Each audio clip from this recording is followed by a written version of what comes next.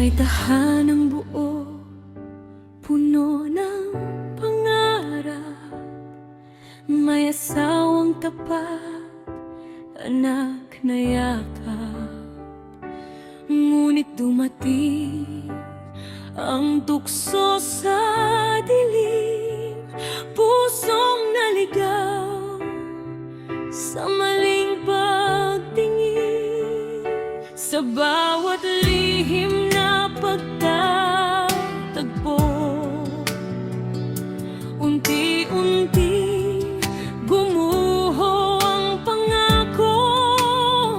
Isang sandaling ligaya lang ang nais, di inisip ang luhang kapalit.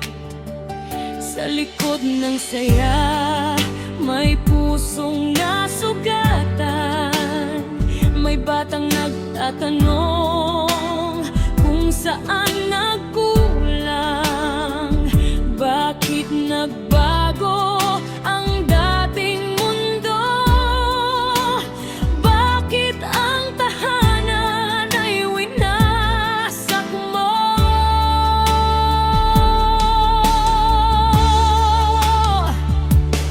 Kapit, salitang puno ng sakit, ligayang ninakaw, kapalit ay bighati. Sinira ang tahanan, minsan ay buo, dahil sa pusong di marunong makontento.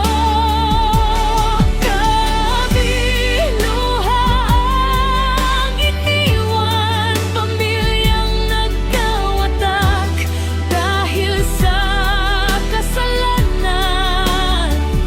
Isang maling pili habang buhay ang bayan sa asawang sugatan.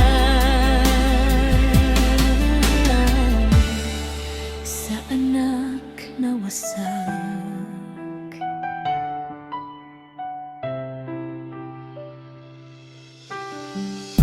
hindi lang asawa ang iyong sinaktan, pati inosenteng batang umaasa lang. Sa gabing tahimik, may iyak sa unan, anak na nawalan ng payapang tahanan. Sino ang iyayakap sa kanilang takot? Sino ang sasalo sa sakit at galit, habang ikaw ay masayang nagmamahal? May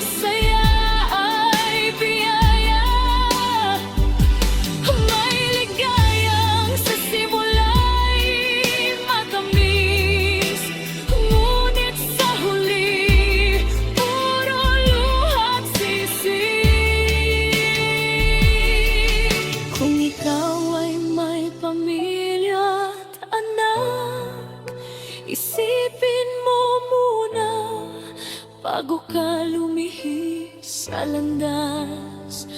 Dahil ang sugat na iyong ginawa, habang buhay nilang dadalhin sa alaala.